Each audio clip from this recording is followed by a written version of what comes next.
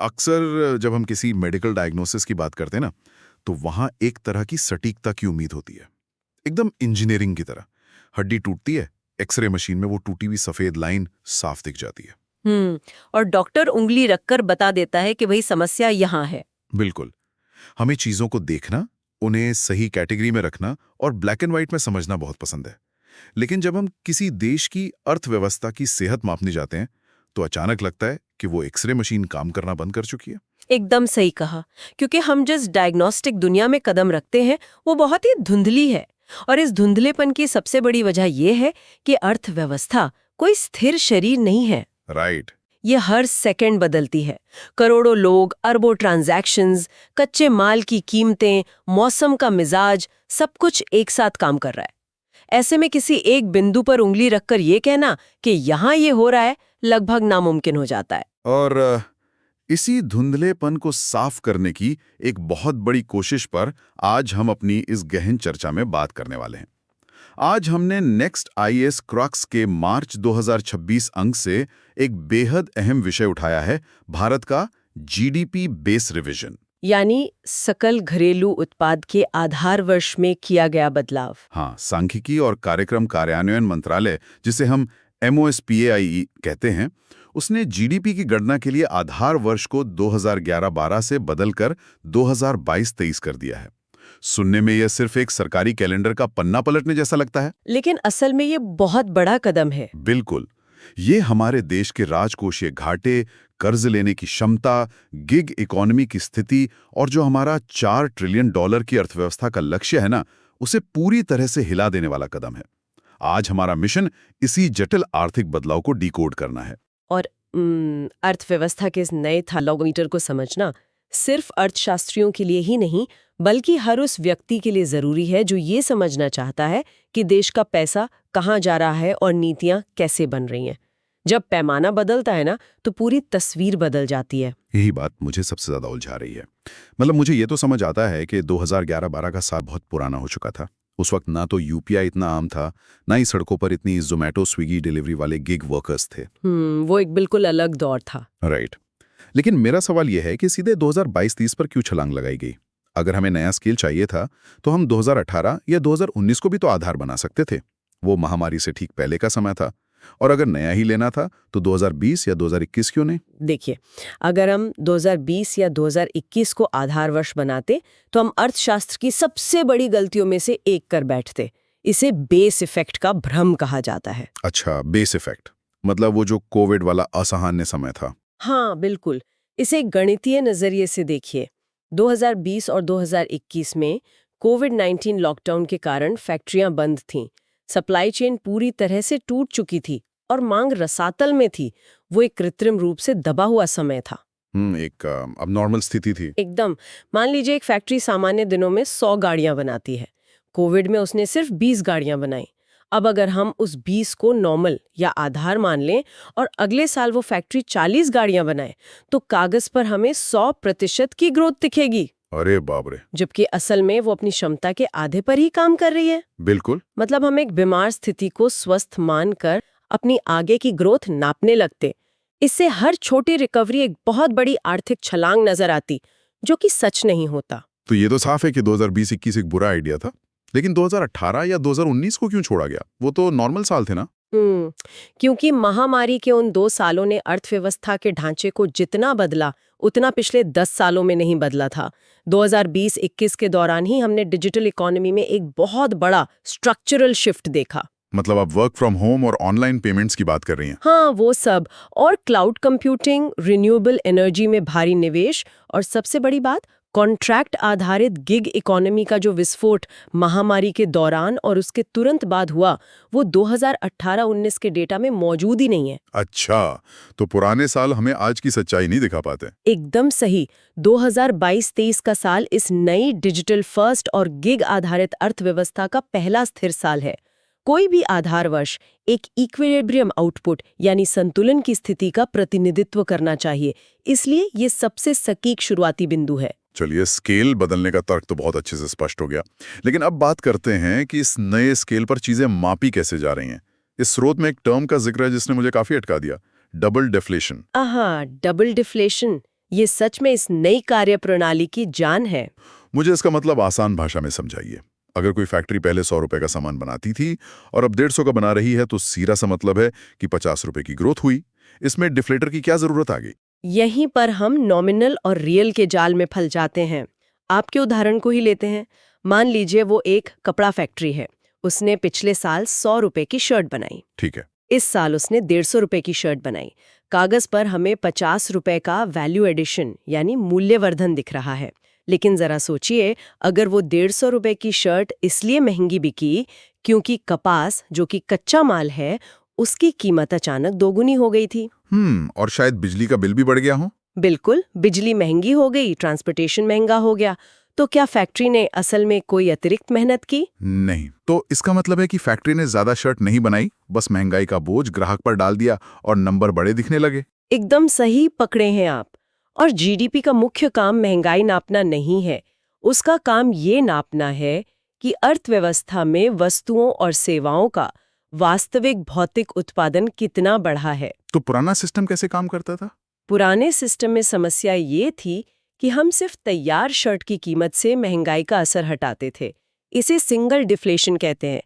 कच्चे माल या इनपुट की महंगाई को अक्सर नजरअंदाज कर दिया जाता था या सिर्फ कुछ अनुमानों पर छोड़ दिया जाता था। और डबल डिफ्लेशन इस गणित को कैसे सुधारता है? डबल डिफ्लेशन की प्रक्रिया में सांख्यिकी विभाग इनपुट यानी कच्चा माल, बिजली, परिवहन और आउटपुट यानी अंतिम उत्पाद, दोनों तरफ से महंगाई के प्रभाव को अलग अलग सूचकांकों का उपयोग करके हटाता है। मतलब इनपुट के लिए अलग पैमाना और आउटपुट के लिए अलग? हाँ, सूती कपड़े के इनपुट के लिए अलग डिफ्लेटर इस्तेमाल होगा और तैयार शर्ट के लिए अलग।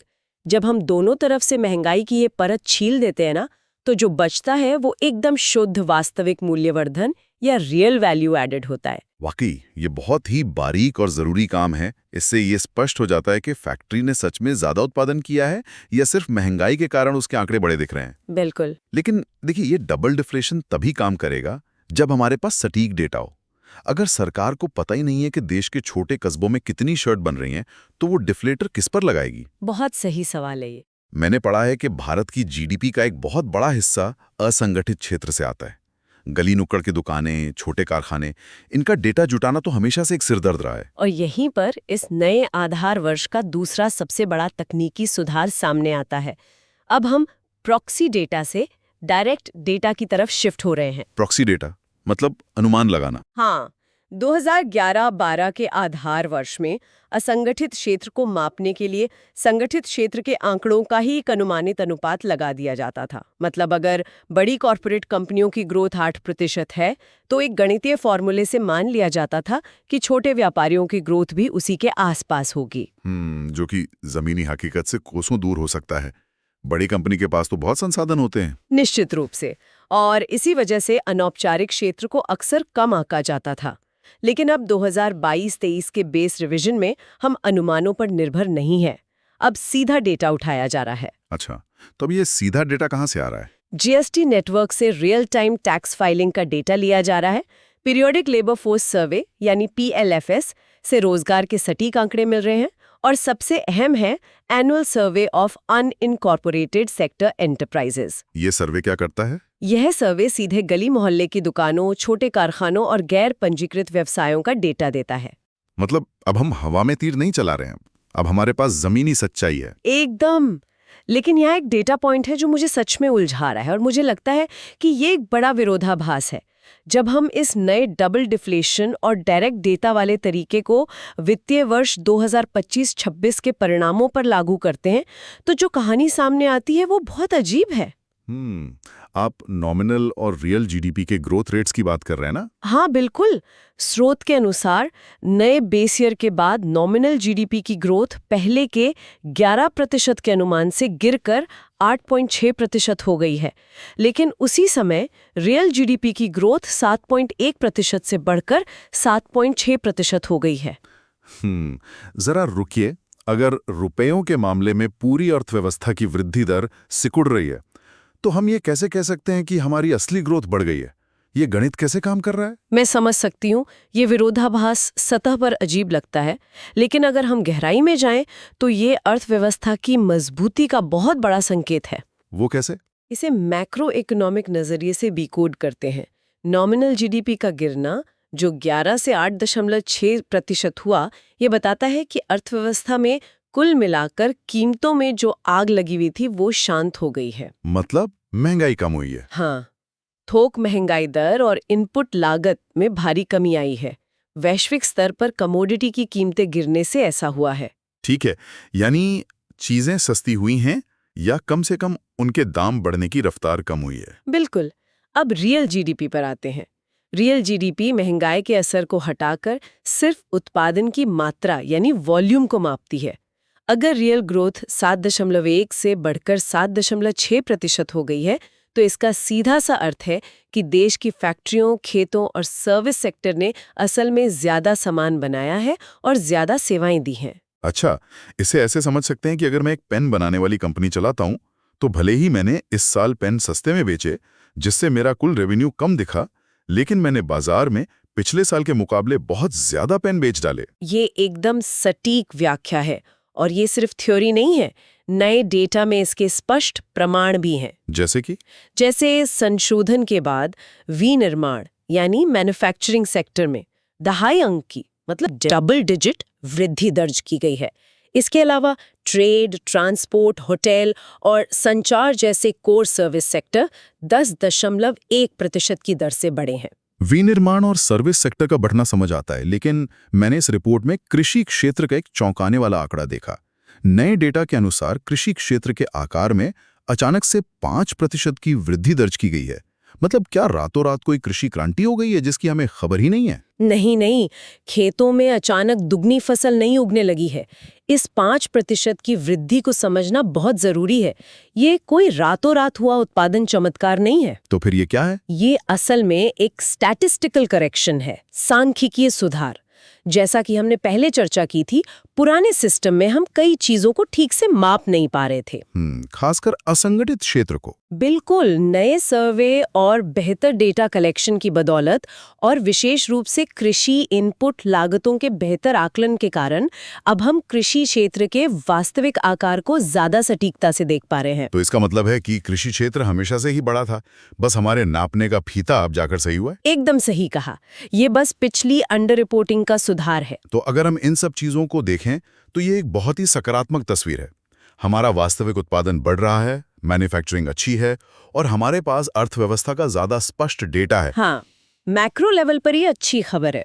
लेकिन फिर एक और सवाल उठता है, अगर अर्थव्यवस्था इतनी मजबूत है तो फिर सरकार के सामने राजकोषीय चुनौतियां अचानक से क्यों खड़ी हो गई हैं? मुझे तो ये सोचकर लगता है कि सरकार की बैलेंस शीट अब ज्यादा मजबूत होनी चाहिए। और यहीं पर मैक्रो इकोनॉमिक्स का डिनोमिनेटर इफेक्ट खेल में आता है। और सच कहूं तो ये काफी निर्मम होता है। डिनोमिनेटर इफेक्ट, मुझे इसे विजुअलाइज करने दीजिए। ये कुछ ऐसा है जैसे मैं हमेशा सोचता था कि मेरे घर का कुल क्षेत्रफल 2000 स्क्वायर फीट है। मैंने उसी हिसाब से बड़े बड़े सोफे और फर्नीचर खरीद लिए। अब एक दिन इंजीनियर आकर कहता है कि नए और सटीक तरीके से नापने पर पता चला है कि घर असल में सिर्फ 1800 स्क्वायर फीट का है। अब अचानक से मेरा वही पुराना फर्नीचर पूरे घर की बहुत ज्यादा जगह घेरता हुआ महसूस होने लगता है। फर्नीचर का आकार नहीं बदला, बस घर का कुल क्षेत्रफल बदल गया। अरे वाह, ये एनालॉजी इस स्थिति को परफेक्टली समझाती है। इस घर के क्षेत्रफल को अर्थव्यवस्था का नॉमिनल जीडीपी मान लीजिए। ठीक है। नई गणना और महंगाई दर में कमी के बाद वित्तीय वर्ष 2025-26 के लिए नॉमिनल जीडीपी का जो कुल आकार आंका गया है ना, वो पुराने अनुमानों की तुलना में 3 से 4% तक छोटा हो गया है। यानी सांख्यिकीय रूप से हमारा घर थोड़ा छोटा हो गया है। और इस छोटे घर का असर सरकार के घाटे पर कैसे पड़ रहा है? देखिए, सरकार का राजकोषीय घाटा या फिस्कल डेफिसिट क्या है? ये 1% है सरकार के कुल उधार का जीडीपी के आकार के साथ अनुपात। सरकार ने जो उधार लिया है वो पूर्ण रुपयों में उतना ही है जैसे आपका फर्नीचर। कर्ज कम नहीं हुआ है। राइट। लेकिन अब चूंकि उसे भाग देने वाली संख्या यानी जीडीपी का आकार छोटा हो गया है, इसलिए घाटे का प्रतिशत गणितीय रूप से 4.4% से बढ़कर 4.5% हो गया है। तो कर्ज का अनुपात भी इसी गणित का शिकार हुआ होगा? बिल्कुल। केंद्र सरकार का ऋण जीडीपी अनुपात 56.2% से उछलकर 58.1% हो गया है। ध्यान देने वाली बात यह है कि सरकार ने रातों रात कोई नया भारी कर्ज नहीं लिया है। बस अर्थव्यवस्था का नापा गया आकार छोटा होने से कर्ज का बोझ बड़ा दिखने लगा है। एकदम सही। लेकिन एक बात बताइए, अगर ये सिर्फ एक सांख्यिकीय भ्रम है, सिर्फ गणित का खेल है, तो इससे इतना फर्क क्यों पड़ता है? वे एक आंकड़ा नहीं मानते। जो क्रेडिट रेटिंग एजेंसियां हैं जैसे मूडीज या S&P, वो देशों की रेटिंग तय करते समय इस ऋण जीडीपी अनुपात को बहुत करीब से देखती हैं। अच्छा, तो रेटिंग गिरने का डर रहता है। हाँ, लगभग 2% का उछाल कोई छोटी बात नहीं है। इससे विदेशी निवेशकों के बीच चिंता पैदा हो सकती है और इसका एक बहुत ही व्यावहारिक असर हमारे घरेलू स्तर पर भी पड़ता है। वो क्या? सरकार के पास नई बुनियादी ढांचा परियोजनाओं या कल्याणकारी योजनाओं पर खर्च करने के लिए जो फिस्कल स्पेस होता है, वो कम हो जाता है। राजकोषीय घाटे को नियंत्रित करने के कड़े नियमों के कारण सरकार को अब अपने खर्चों में कटौती करनी पड़ सकती है। ये तो सच में एक बहुत बड़ी रियलिटी चेक है और मुझे लगता है कि इस सिकुड़ते नॉमिनल जीडीपी का सीधा असर हमारे उस सबसे बड़े और महत्वाकांक्षी लक्ष्य पर भी पड़ेगा, $4 ट्रिलियन की अर्थव्यवस्था बनने का सपना। वो लक्ष्य अब थोड़ा दूर लग रहा है। स्रोत के अनुसार 2025-26 में हम $3.8 ट्रिलियन पर खड़े हैं। अगर नॉमिनल ग्रोथ 8.6% पर आ गई है तो 4 ट्रिलियन तक पहुंचने का रास्ता अब कैसा दिखता है? सच कहूं तो रास्ता अब थोड़ा और खड़ा और चुनौतीपूर्ण हो गया है। पहले उम्मीद थी कि उच्च नॉमिनल ग्रोथ के दम पर हम आसानी से इस आंकड़े को पार कर लेंगे, लेकिन अब हालात बदल गए हैं। जी। अब $4 ट्रिलियन के आंकड़े तक पहुंचने के लिए भारत को लगातार लगभग 10% की नॉमिनल ग्रोथ बनाए रखने की आवश्यकता होगी और इसमें एक बहुत बड़ा फैक्टर विदेशी मुद्रा विनिमय दर यानी एक्सचेंज रेट का भी है। मतलब रुपये और डॉलर का खेल। बिल्कुल। अगर रुपए के मुकाबले डॉलर मजबूत होता है तो डॉलर के संदर्भ में हमारी अर्थव्यवस्था और छोटी हो जाएगी। इसलिए अब हमारी मैक्रो इकोनॉमिक स्थिरता पर निर्भरता बहुत ज्यादा बढ़ गई है। तो कुल मिलाकर ये साफ है कि आधार वर्ष में ये बदलाव एक बहुत साहसिक कदम है। इसने हमें हमारी असली स्थिति का आईना दिखाया है। लेकिन अगर हम वैश्विक स्तर पर भविष्य की बात करें तो क्या हम अब परफेक्ट हो गए हैं? क्या हमारी आर्थिक मापन प्रणाली अब पूरी तरह से फ्यूचर प्रूफ है या अभी भी कुछ ऐसा है जो छूट रहा है? देखिए, हम बेहतर जरूर हुए हैं, इसमें कोई शक नहीं है, लेकिन परफेक्ट नहीं।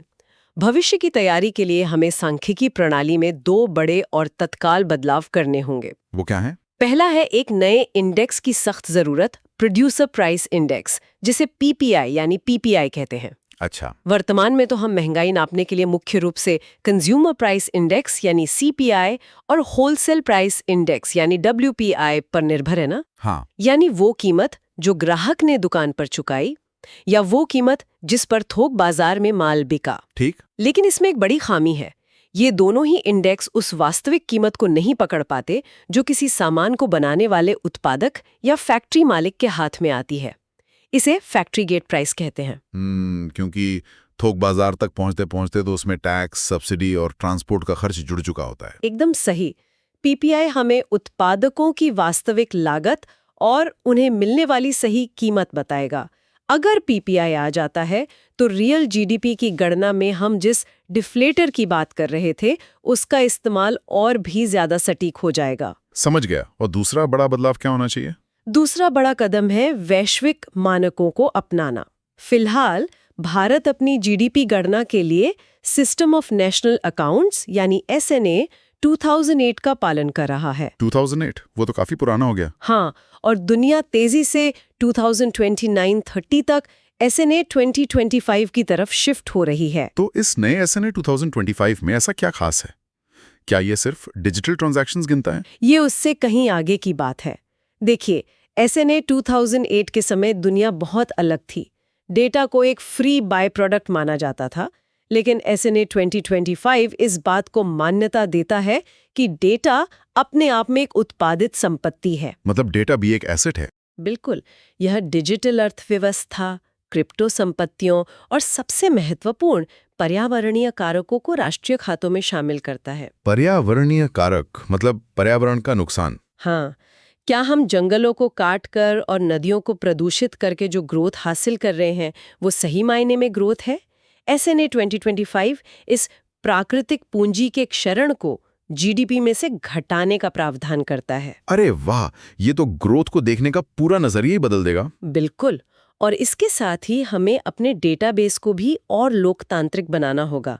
वर्तमान GDP अनुमानों में मिनिस्ट्री ऑफ कॉरपोरेट अफेयर्स के डेटा का ज्यादा इस्तेमाल होता है। इससे क्या दिक्कत है? इससे गणना में एक लार्ज फर्म बायस आ जाता है, यानी बड़ी कॉरपोरेट कंपनियों की बैलेंस शीट देखकर पूरी अर्थव्यवस्था की सेहत का अनुमान लगा लिया जाता है। जो कि भारत जैसे देश में सही नहीं है, जहाँ छोटे व्यापार बहुत हैं। राइट। हमें भविष्य में MSMEs के डेटा नेटवर्क को इतना मजबूत करना होगा कि GDP में असल भारत की तस्वीर दिखे, न कि सिर्फ टॉप 500 कंपनियों की। वाकई। तो अगर हम आज की इस पूरी गहरी चर्चा के धागों को एक साथ पिरोएं, तो ये स्पष्ट होता है कि GDP का नया आधार वर्ष 2022-23 कोई सूखा सांख्यिकीय अभ्यास नहीं है। बिल्कुल नहीं। यह भारत की आधुनिक अर्थव्यवस्था को देखने का एक ज्यादा साफ, ईमानदार और सटीक लेंस है। एक ऐसा लेंस जिसने डबल डिफ्लेशन और डायरेक्ट डेटा के जरिए गिग इकोनॉमी और सर्विस सेक्टर की असली ताकत को पहचाना है। भले ही इस नए लेंस ने अल्पकाल में हमारे घाटे और कर्ज के अनुपात को थोड़ा सख्त और चुनौतीपूर्ण बना दिया हो, लेकिन यह विकास की एक सच्ची तस्वीर पेश कर रहा है। अर्थशास्त्र में एक कहावत है कि आप जिस चीज को सही से माप नहीं सकते, आप उसे सुधार भी नहीं सकते। ये नया आधार वर्ष हमें सही मापन की दिशा में ले जा रहा है, जिससे भविष्य की नीतियां ज्यादा ठोस धरातल पर बन सकेंगी। बहुत ही शानदार विश्लेषण है। जाने से पहले मैं एक विचार पर गौर करने के लिए छोड़ना चाहता हूँ। आज हमने अपने नापने के तरीके को सुधार लिया है। 20-22-23 के बेस के साथ हम डिजिटल दुनिया को पकड़ पा रहे हैं। लेकिन जरा सोचिए, जिस तेज रफ्तार से आर्टिफिशियल इंटेलिजेंस और पूरी तरह से स्वचालित डिजिटल निर्माण दुनिया पर छा रहे हैं, जहां मशीनें खुद कोड लिख रही हैं, AI डिजाइन बना रहा है और बिना किसी भौतिक कच्चे माल के अरबों डॉलर का वैल्यू एडिशन हो रहा है। बिल्कुल। क्या अगले दशक तक अर्थव्यवस्था को मापने का ये पारंपरिक तरीका, ये इनपुट और आउटपुट का डबल डिफ्लेशन पूरी तरह से अप्रासंगिक नहीं हो जाएगा? जब भविष्य की अर्थव्यवस्था में श्रम और पूंजी की परिभाषा ही AI बदल देगा, तो क्या हमारे राष्ट्रीय खाते फिर से एक बीते हुए कल की कहानी सुनाने लगेंगे? सोचने वाली बात है। क्या हम एक बार फिर पुराने थर्मोमीटर से एक नई दुनिया को नापने की कोशिश करेंगे? इस विचार पर गौर जरूर कीजिएगा। सीखते रहिए और अर्थव्यवस्था के इस धुंधले पानी में सवाल पूछते रहिए।